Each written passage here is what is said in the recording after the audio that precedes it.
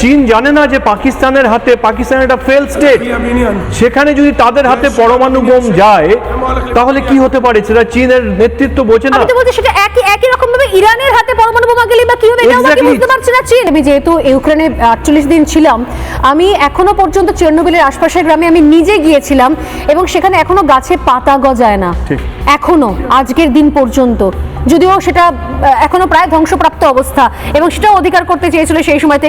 আমার বক্তব্য হচ্ছে রাশিয়া ইউক্রেন যুদ্ধতেও আমি একটা করে এগোই, ক্লাস্টার বোমা প্রয়োগ আমি দেখিনি।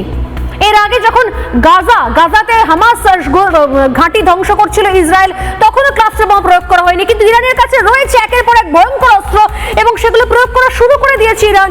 এরপরও কিসের সাপোর্ট? আমেরিকা বা কি করছে বসে বসে? আমেরিকার মনে হচ্ছে যে পরমাণু বোমা ইরানের কাছে থাকলে ভয়ঙ্কর, পাকিস্তানের কাছে সেফ। দেখুন এটা কি ধরনের হিপোক্রেসি? চীন এত কিছুর পরও চীন ইরানে বিমানে বোঝাই করে অস্ত্র পাঠাচ্ছে।